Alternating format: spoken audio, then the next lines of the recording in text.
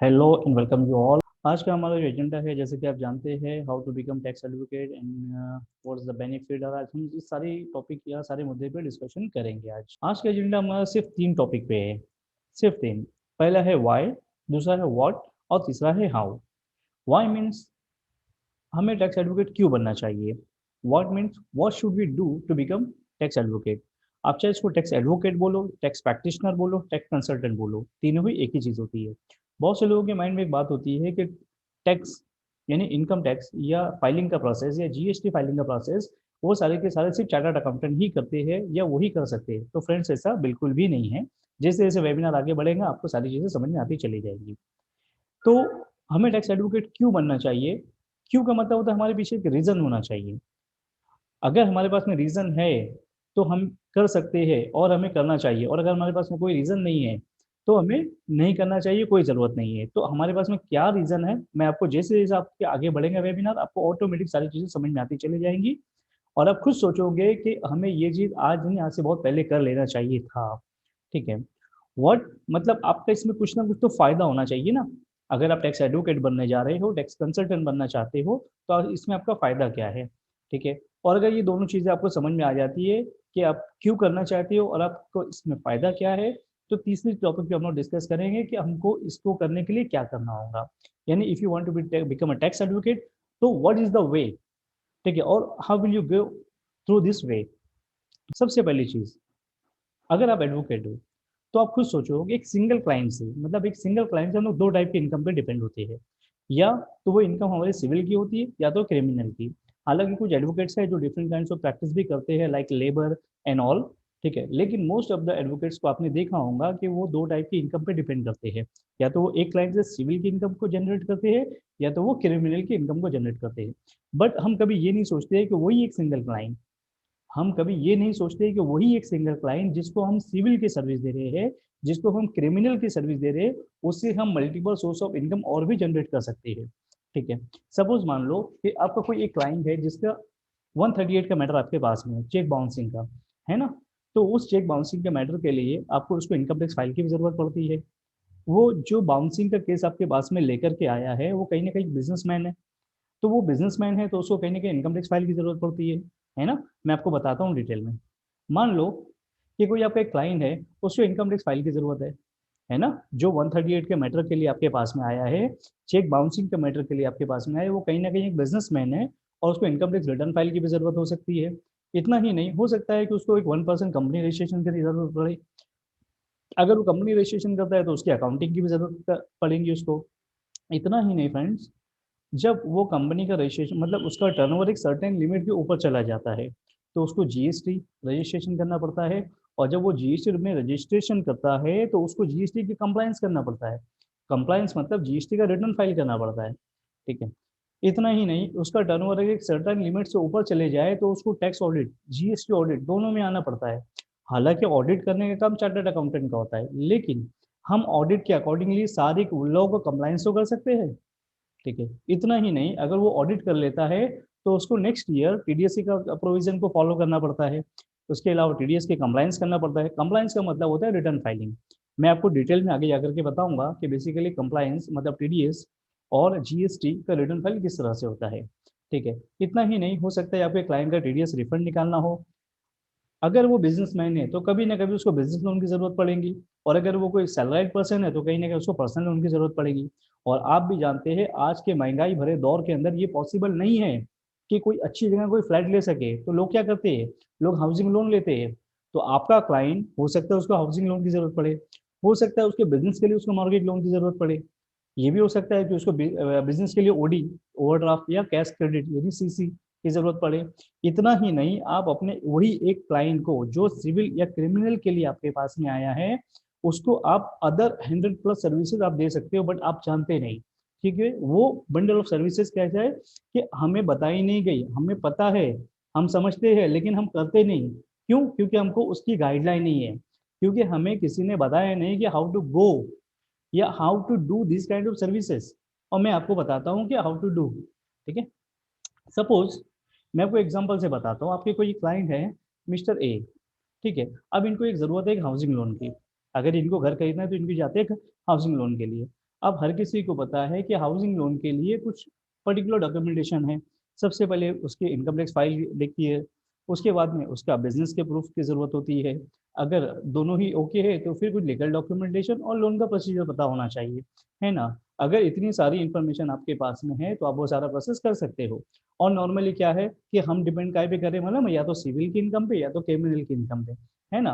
हम ये सारी चीज़ों पर फोकस कर ही नहीं रहे। क्यों? क्योंकि हमने कभी सोचा ही नहीं उसको करने के लिए। और अगर सोचा भी तो हमको पता ही नहीं था कि भाई करेंगे कैसे, सिखाएगा कौन। ठीक है। तो क्या हुआ कि अब ना हम इनकम टैक्स रिटर्न फाइलिंग का काम करते हैं, ना हम उसके बिजनेस प्रूफ के लिए डॉक्यूमेंटेशन करते हैं, और ना हमको पता है कि लोन का प्रोसीजर क्या है और लीगल डॉक्यूमेंटेशन किस तरह से करना रहेगा।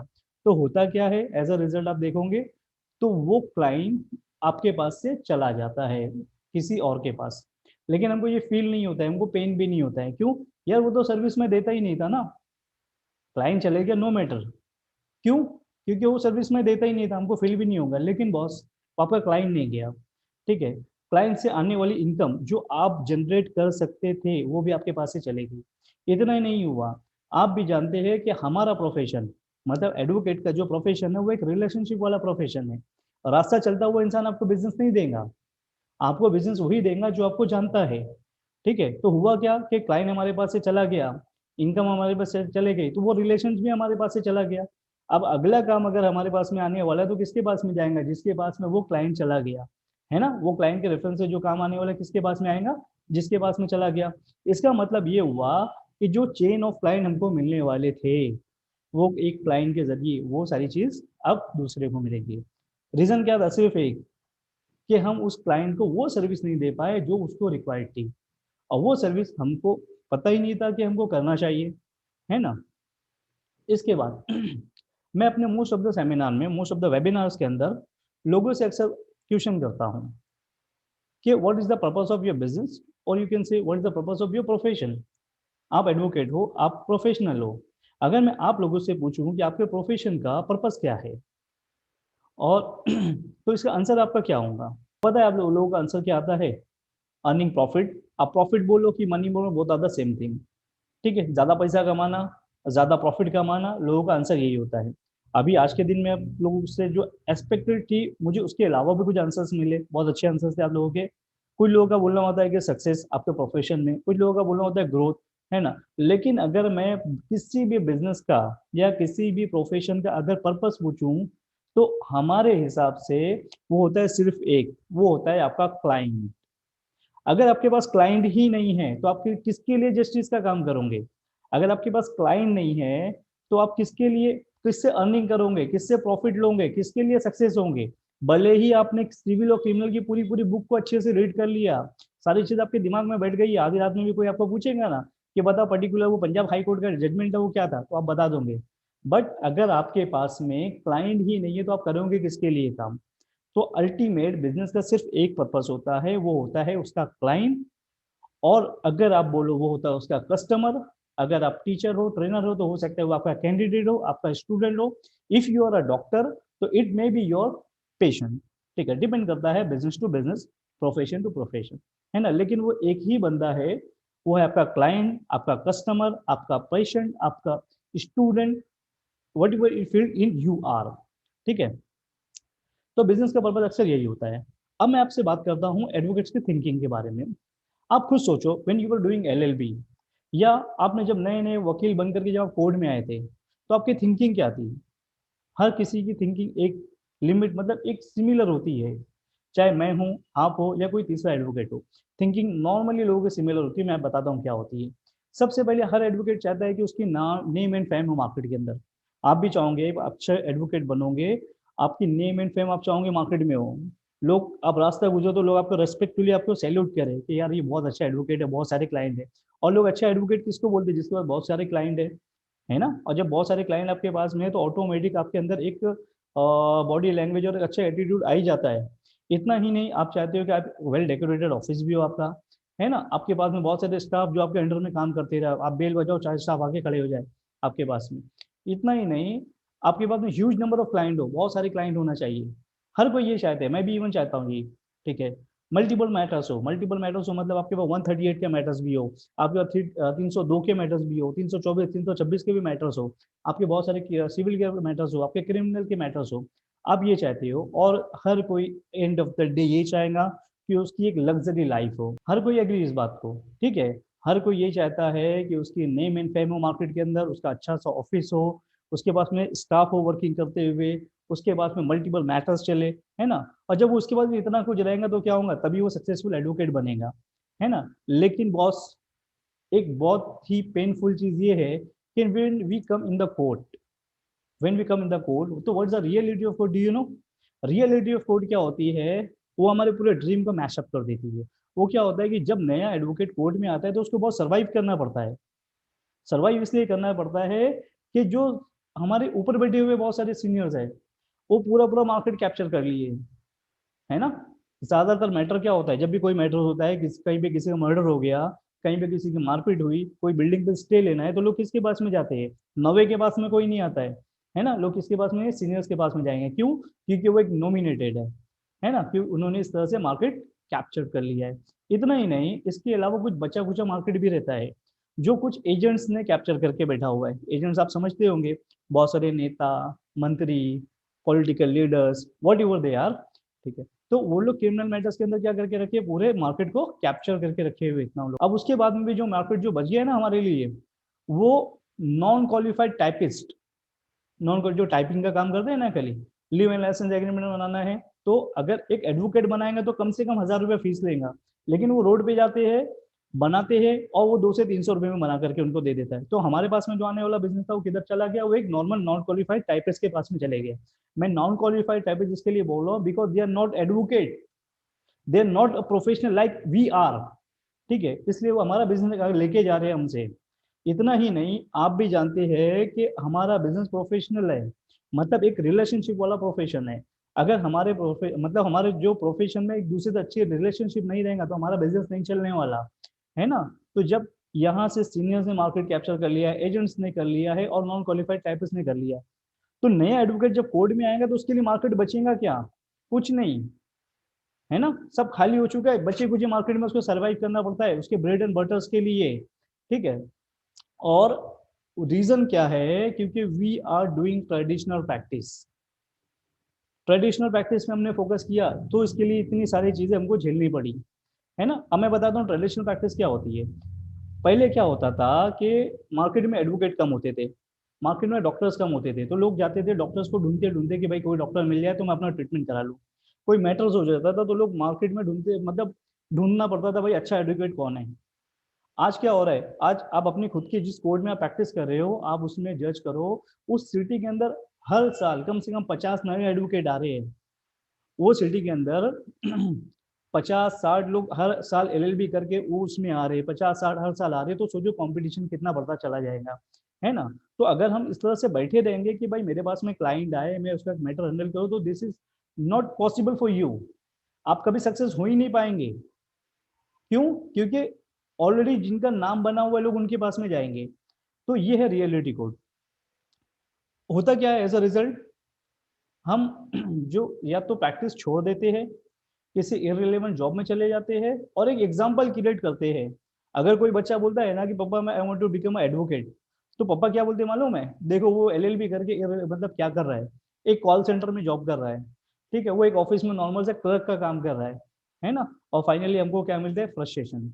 तो ये होती है एक एडवोकेट की लाइफ का लाइफ साइकिल। चाहत तो बहुत है, यानी हम बहुत कुछ करना चाहते हैं, है ना, लेकिन सिचुएशन ऐसी जो करने नहीं देती, और फाइनली हमको छोड़ के दूसरी जगह चले जाना पड़ता है।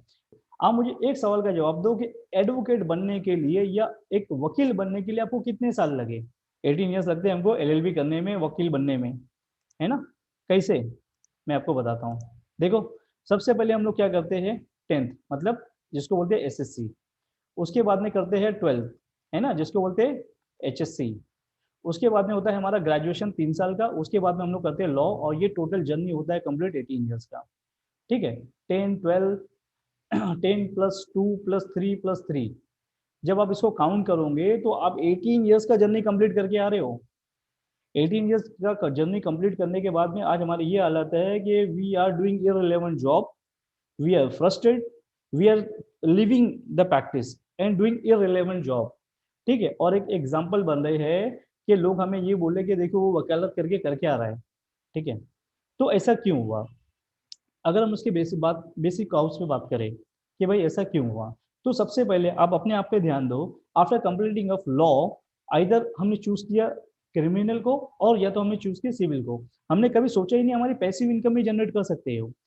आप जो फील्ड में भी सक्सेस होना चाहते हो, अगर आपका ड्रीम है कि मैं एक सक्सेसफुल सिविल लॉयर बनूं या सक्सेसफुल क्रिमिनल लॉयर बनूं, ठीक है, तो आप बन सकते हो। लेकिन उसके लिए आपके साथ साथ में कुछ तो होना चाहिए कि आपकी इनकम भी जनरेट होते चले जाए।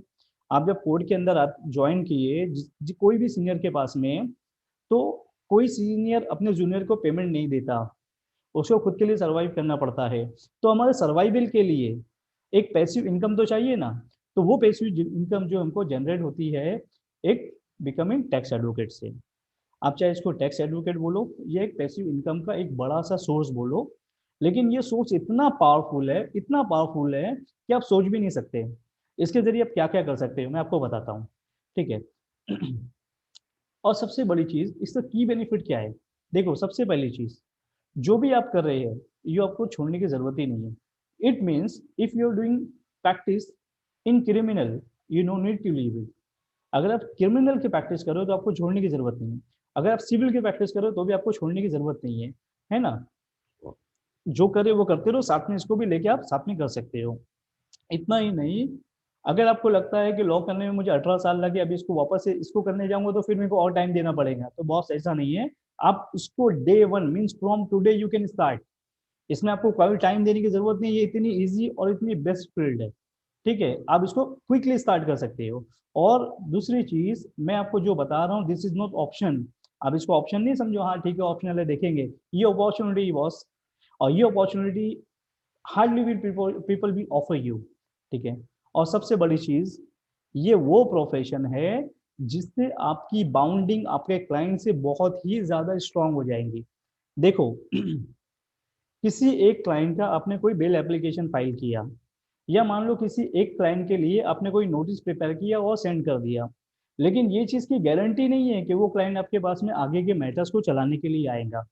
है ना, वो हो सकता है कि मैटर्स चलाने के लिए दूसरे के पास में चले जाए, किसी तीसरे के पास में चले जाए, इसकी कोई गारंटी नहीं होती है। क्यों? क्योंकि उससे कोई क्लोज बाउंडिंग नहीं है हमारी।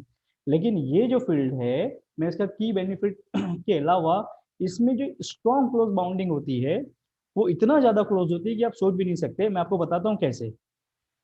सबसे पहली चीज, जब एक बंदा इनकम टैक्स रिटर्न फाइल बनाता है, आपके पास अगर कोई बंदा इनकम टैक्स रिटर्न फाइल बनाता है, तो वो हर साल आएंगे उसको रिन्यू करने के लिए। मतलब हर साल आपके क्लाइंट से आपका इंटरेक्शन होगा। ठीक है, इतना ही नहीं, कहीं ना कहीं अगर उसका जीएसटी रजिस्ट्रेशन आपने किया, तो जीएसटी में रजिस्ट्रेशन के बाद में वो हर महीने में आपके पास में आएगा 3 बार उसके रिटर्न फाइलिंग करने के लिए। यानी जिस तरह से इनकम टैक्स का रिटर्न साल में एक बार होता है ना, इसी तरह से जीएसटी में रिटर्न फाइलिंग हर महीने करना होता है ना। तो आपका क्लाइंट क्या करेगा, हर महीने आपके पास में आएगा, हर महीने आपको उससे इनकम मिलेगी। हमारे सिविल और क्रिमिनल के अंदर अगर आज तारीख पड़ी है ना, तो जरूरी नहीं कि तारीख अगले दिन कल की मिलने वाली है या अगले महीने की मिले। हो सकता है 2 महीने के बाद में तारीख मिले, हो सकता है कि एक हफ्ते के बाद में मिले। लेकिन जीएसटी में रजिस्ट्रेशन किया ना, तो महीने में 3 बार रिटर्न फाइल करना है, GSTR 1, GSTR 2, GSTR 3B। ठीक है, यानी हर महीने आपके पास में वो आएगा। इतना ही नहीं बॉस, अकाउंटिंग करेंगे आप उसकी, तो वो आपके पास में हर महीने आएगा अकाउंट्स करवाने के लिए। इतना ही नहीं, अगर उसका टर्न वो सर्टेन लिमिट के ऊपर चला गया, तो आपके पास जीएसटी ऑडिट के लिए वो आएगा, टैक्स ऑडिट के लिए आएगा। ठीक है, लेकिन टैक्स ऑडिट, जीएसटी ऑडिट, उसकी रिपोर्ट पे हम साइन तो नहीं कर सकते, लेकिन बाकी का जो अकाउंट प्रिपरेशन है और सारे काम जो है वो तो हम हैंडल कर ही सकते हैं। है ना, इतना ही नहीं, उसके टीडीएस की काम भी आप प्रोसेस कर सकते हो। ठीक है, यानी एक सिंगल क्लाइंट आपको मल्टीपल सोर्सेज से इनकम दे रहे हैं। अब तक हम डिपेंडेंट क्या थे, वो एक सिंगल क्लाइंट से, या तो सिविल की इनकम पे डिपेंड थे या तो क्रिमिनल की इनकम पे डिपेंड थे। लेकिन अब वही क्लाइंट हमको क्या कर रहा है, इनकम टैक्स से भी इनकम दे रहा है, जीएसटी की भी इनकम दे रहा है, टीडीएस की भी इनकम दे रहा है ना। इसके अलावा और भी बहुत सारी इनकम है जो मैं आपको आगे जाके बताता हूँ। ठीक है, तो अब आप खुद सोचो कि एक क्लाइंट आपके पास में मल्टीपल टाइम रिपीट हो रहा है, तो उसके साथ में आपकी बाउंडिंग कितनी क्लोज हो जाएंगी। है ना, और आप भी जानते हो कि हमारा प्रोफेशन एक रिलेशनशिप वाला प्रोफेशन है। हमारे क्लाइंट के साथ में हमारी बाउंडिंग क्लोज हो जाती है, तो क्या होगा, उसका तो काम आ रही है, अब उसके ने 4 क्लाइंट को और लेके आएगा फिर वो आपके पास में। एक चीज तो हमारे समझ में आ गई कि भाई क्लोज बाउंडिंग हो जाती है, आगे क्या करना है उसके साथ में। ठीक है, ये क्लोज बाउंडिंग बनेंगे कैसे? बनाने के लिए हमारे को पास में कुछ एड ऑन करने की जरूरत होती है ना। एड ऑन क्या क्या होते हैं? सबसे पहली चीज है इनकम टैक्स, दूसरा टीडीएस, जीएसटी, फाइनेंस और बिजनेस एथिक्स। ठीक है, अब जिसमें से इनकम टैक्स और टीडीएस, ये दोनों चीजें जो है ये दोनों साथ में चलती है, यानी एक बुक का ही दोनों हिस्सा है। ठीक है, मैंने दोनों को अलग अलग इसके लिए बोला है क्योंकि लोग, बहुत सारे लोग टीडीएस के ऊपर ही अच्छी प्रैक्टिस जमा के रखे हैं, मतलब बहुत सारे स्कूल्स वगैरह में उनको टीडीएस फाइलिंग की रेगुलर जरूरत पड़ती है। ठीक है, इसके अलावा इनकम टैक्स तो अपनी जगह है ही है ना। उसके बाद में जीएसटी और लोन का प्रोसेस है। बाद में बिजनेस एथिक्स। बिजनेस एथिक्स हो सकता है आप फर्स्ट टाइम सुने हो, लेकिन बिना बिजनेस एथिक्स को जाने आप प्रैक्टिस में बूस्ट ला ही नहीं सकते। मतलब ये कि जैसे मैंने अभी आपको डिस्कस किया था ना कि जो what we are doing traditional practice. तो अगर ये बिजनेस एथिक्स एंड कम्युनिकेशन हम अपनी प्रैक्टिस में ऐड कर ले तो हम ट्रेडिशनल प्रैक्टिस से बाहर आ जाते हैं। मैं आपको बताता हूँ कैसे, ये चीज आपको क्या देगा। तो सबसे पहले मैं आपको बताता हूँ कि इनकम टैक्स में आपको क्या जानने की जरूरत है। इनकम टैक्स और टीडीएस दोनों साथ में चलता है, क्योंकि इनकम टैक्स का ही एक पार्ट है टीडीएस। ठीक है, इनकम टैक्स और टीडीएस में समझने के लिए आपको पता होना चाहिए इनकम टैक्स बेसिक के कॉन्सेप्ट। मतलब बेसिक कॉन्सेप्ट में क्या क्या आता है भाई, असेसमेंट ईयर क्या होता है, फाइनेंशियल ईयर क्या होता है, प्रीवियस ईयर क्या होता है, पर्सन किसको बोलते हैं। ठीक है, यानी एक नॉर्मल सी जो बेसिक डेफिनेशंस है वो आपको पता होना चाहिए। इसके अलावा आपको पता होना चाहिए कि इनकम टैक्स की जो स्लैब्स है आपने सुना होगा ना कि इतने इनकम तक के टैक्स नहीं लगता है, उतनी इनकम तक के टैक्स नहीं लगता है।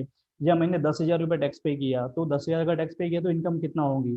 जैसे अगर मैं आपको एग्जांपल बोलूं कि आज के टाइम पे 0 से लेकर 2.5 लाख रुपए तक की जिसकी इनकम है, ठीक है, ये 2.5 लाख रुपए तक की इनकम है तो इसके ऊपर टैक्स नहीं लाता है ना। और अगर 2.5 लाख से ज्यादा इनकम निकल जाए, मतलब अगर इनकम 2.5 लाख से ज्यादा हो और 5 लाख के बीच में अगर आ जाए, ठीक है, तो ये इनकम जो बीच में आ गई इसके ऊपर 5% के रेट से टैक्स पे करना होता है।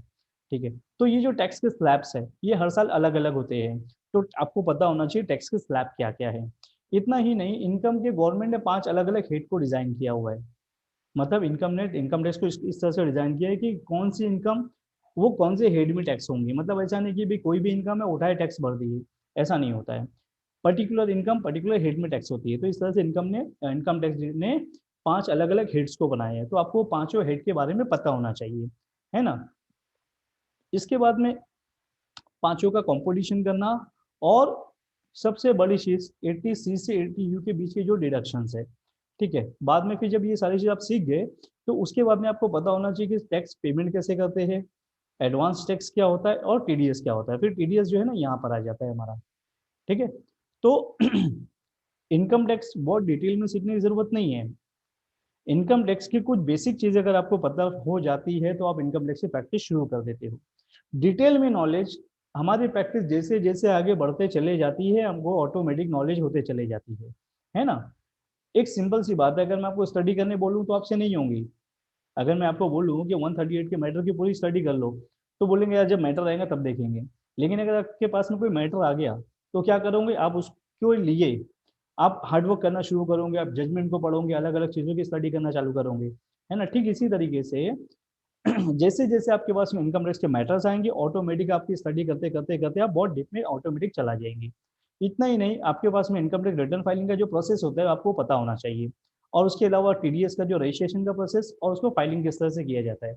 जिस तरह से इनकम टैक्स का रिटर्न फाइल होता है ठीक उसी तरीके से टीडीएस का भी रिटर्न फाइल होता है। इसके बाद में आपको क्या पता होना चाहिए कि जीएसटी, जीएसटी 2017 के बाद से बहुत ही बूस्ट हो गया है। हर बिजनेस करने वाले को जरूरत होती है जीएसटी में रजिस्ट्रेशन करने की। मैं हर किसी को तो नहीं बोलूंगा, लेकिन हर वो व्यक्ति जिसका टर्नओवर एक सर्टेन लिमिट के ऊपर है उसको जीएसटी में रजिस्ट्रेशन करना मैंडेटरी होता है ना। तो जीएसटी देखा जाए तो भाई अगर आप जीएसटी की बुक देखोगे तो इतनी मोटी बुक है ना। लेकिन आपको उतना डिटेल में जानने की जरूरत नहीं है इनिशियल स्टेज पे। सिंपल आपको पता होना चाहिए कि भाई जीएसटी क्या है, किसके ऊपर एप्लीकेबल होता है, उसका रजिस्ट्रेशन किस तरह से किया जाता है। उसके बाद में जो 2-3 चीज़ें हैं, जो आईटीसी वगैरह किस तरह से कैलकुलेट करते हैं, टैक्स कैसे कैलकुलेट करने का, और उसका पेमेंट किस तरीके से किया जाता है, ये आपको थोड़ा सा बेसिक पता होना चाहिए।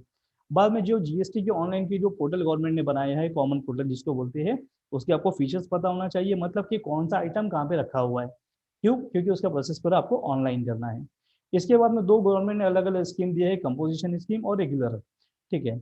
और उसके बाद में जो बहुत कॉमन चीज़ है ई वे बिल, और उसके बाद में उसका रिटर्न फाइलिंग, जैसे इनकम टैक्स का रिटर्न फाइलिंग बताया ना मैं आपको, टीडीएस का रिटर्न फाइलिंग बताया, ठीक इसी तरीके से जीएसटी का भी रिटर्न फाइल होता है, ठीक है। इसमें कुछ कॉमन फॉर्म है, जैसे 1 है, 2 है, 3 भी है, 9 है और RFD 01 है, ठीक है। तो ये आपको पता होना चाहिए। और उसके बाद में कुछ ड्यू डेट्स कि भाई कौन सी डेट के पहले पहले आपको रिटर्न अपना फाइल करना है। तो ये छोटी सी चीज़ है, इसको सीखने में आपको हार्डली 10 to 15 डेज जाते हैं। इतनी सी चीज़ सीखने के लिए ये 10 to 15 डेज जाते हैं। और अगर आप ये आपके पास में आप इसको सीख लेते हैं तो अपने क्लाइंट के लिए आप काम कर सकते हैं और उसका उसे अर्निंग भी अच्छी कर सकते हैं। मैं आपको एक एग्जांपल से बताता हूँ। मान लो किसी क्लाइंट का जीएसटी का रजिस्ट्रेशन करना है, मान लो किसी क्लाइंट का जीएसटी रजिस्ट्रेशन करना है।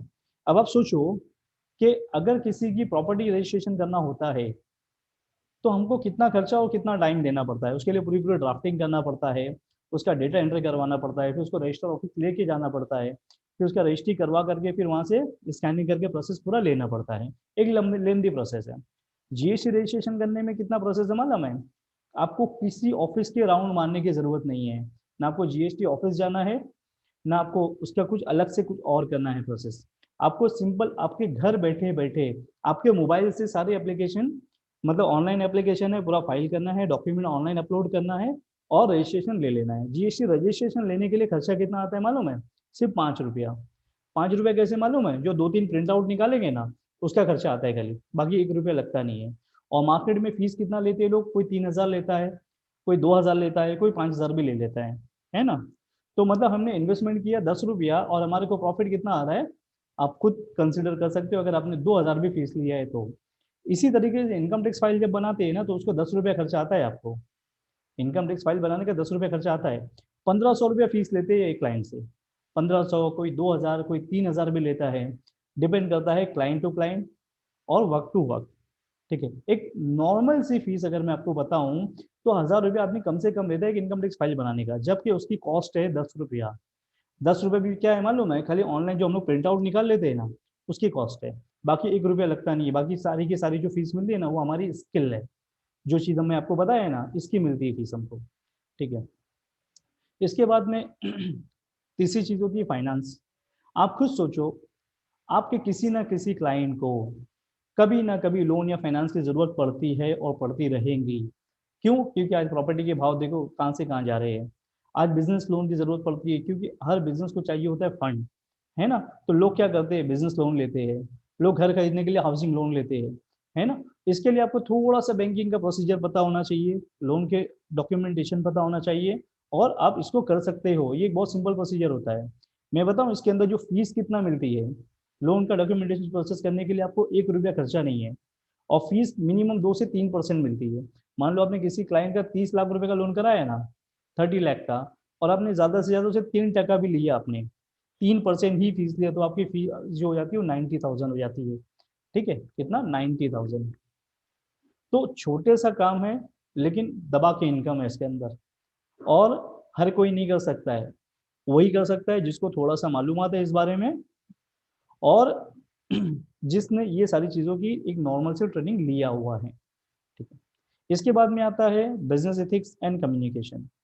ये जो चार चीज़ें अभी इसके पहले हमने डिस्कशन किया, इनकम टैक्स, टीडीएस, जीएसटी और लोन फाइनेंस, या नॉर्मली उसको फाइनेंस बोलो, तो ये चार चीज़ बिजनेस एथिक्स के बिना अधूरी है। ये वो चीज़ें हैं ना, जो बिजनेस एथिक्स वो चीज़ है जिसके बिना आप ये सारी चीजें सीख भी लिए तो काम नहीं कर सकते। मतलब बिजनेस एथिक्स आपको वो सिखाता है कि आपको क्लाइंट मिलेगा कहाँ से, आपको क्लाइंट को सर्च कैसे करना है, आपका क्लाइंट आपके पास आएगा कैसे, आपको उसको कैसे प्रेजेंटेशन बनाना है, ठीक है। तो ये ओवरऑल ट्रेनिंग जो है ना इस बिजनेस एथिक्स के अंदर बताई जाती है। मतलब मैं गारंटी देता हूँ अगर आपके पास एक क्लाइंट है तो 1 ईयर के अंदर आप इनकम टैक्स के अंदर, अगर मैं आपको जो बताया ना इनकम टैक्स, टीडीएस, जीएसटी, ठीक है, और फाइनेंस के अंदर अगर आपके पास 0 क्लाइंट है ना, और जैसे अगर मैं बिजनेस एथिक्स एंड कम्युनिकेशन आपको बता दूं, कम्युनिकेशन छोड़ दो वो तो आप कर ही सकते हो, मैं सिर्फ अगर आपको बिजनेस एथिक्स बता दूं तो गारंटी देता हूं कि आप 100 क्लाइंट बना ही सकते हो, 100 क्लाइंट। और अगर आप एक क्लाइंट से 3,000 भी फीस लेते हो ना तो आपका 3 लाख रुपए तक की इनकम नॉर्मल हो जाती है वो, ठीक है। तो इनकम टैक्स, टीडीएस, जीएसटी और फाइनेंस अधूरा है बिना बिजनेस एथिक्स को जाने। यानी इसमें सिंपल सी ट्रेनिंग दी जाती है कि आपको क्लाइंट कहाँ मिलेगा, कैसे उसको प्रेजेंटेशन देना है, ये ओवरऑल ट्रेनिंग आपको बिजनेस एथिक्स के अंदर बताई जाती है। अब यहाँ तक आने के बाद आप समझ ही गए होंगे कि हमें टैक्स एडवोकेट क्यों बनना चाहिए। जैसे मैंने बताया ना कि टुडेज एजेंडा कि why should we become a tax advocate, what is the benefit of becoming a tax advocate, और how to become a tax advocate. ये 3 चीजें मैंने आपको बताया था और ये 3 चीजों के आंसर अब तक आपको मिल चुके होंगे। रीजन हमारे पास में है कि हमारे पास एक बहुत ह्यूज कंपटीशन है ना, और हर कोई चाहता है कि पैसा कमाना, सक्सेस होना, है ना। तो पैसा कमाना, सक्सेस होना कब पॉसिबल है, जब हमारे पास में क्लाइंट है। और हमारे पास में क्लाइंट आएगा कैसे, जब हमको बिजनेस एथिक्स और ये सारी चीज़ों के बारे में पता है। और आपको भी पता है कि ये जो प्रोफेशन है ये इतनी क्लोज बाउंडिंग क्रिएट कर देगा आपके क्लाइंट से आपकी, कि आप सोच भी नहीं सकते। और मैंने सारी चीज़ आपको बताया कि एक बंदा इनकम टैक्स फाइल बनाए तो आपके पास में साल में हर साल आएगा रिपीट उसकी रिन्यूअल के लिए। जीएसटी में रजिस्ट्रेशन किया तो महीने में 3 बार आएगा आपके पास में। अकाउंटिंग कराना है तो आपके पास में एवरी मंथ आएगा। लाइफ में कभी ना कभी वो क्लाइंट आपके पास में फाइनेंस के लिए जरूर आएगा। अगर यकीन नहीं है ना तो आपके पास में जो क्लाइंट के कॉन्टैक्ट है ना, एक नॉर्मल सा मैसेज डालो उनको, नॉर्मल टेक्स्ट मैसेज डालो लोन का, if you want business loan contact me, इतना सा मैसेज डालो। देखो आपको 10 क्लाइंट का फोन आएगा कि सर मुझे करवाना है, मेरे फ्रेंड को करवाना है, कितना फीस रहेगी, क्या प्रोसीजर है, आप चेक कर लो, डेफिनेटली आपके पास में रिजल्ट आएगा। ये था सारा ओवरऑल डिस्क्रिप्शन जो मैंने आपको बताया कि भाई टैक्स प्रैक्टिस कैसे करना है, क्या क्या आपको रिक्वायरमेंट होती है, किन चीज़ों के आपके पास में समझ में आना चाहिए तो आप कर सकते हो, और अगर ये आप करते हो तो इसका बेनिफिट आपको क्या है। देखो आप लोगों के अंडरस्टैंडिंग के लिए हमने बहुत सारे कुछ आप लोगों के फ्री रखा हुआ है। मतलब if you want to know कि what is the tax slab और टैक्स की प्रैक्टिस कैसे करना है, इनकम टैक्स होता क्या है, इसके बाद में एक केस स्टडी से मैंने बताया कि इनकम टैक्स रिटर्न फाइल करते कैसे है। ठीक है, तो आप चाहो तो आप हमारे फ्री सेशन में आ सकते हो, आप उससे सीख सकते हो और अपने प्रैक्टिस में उसको आप पूरा अप्लाई कर सकते हो।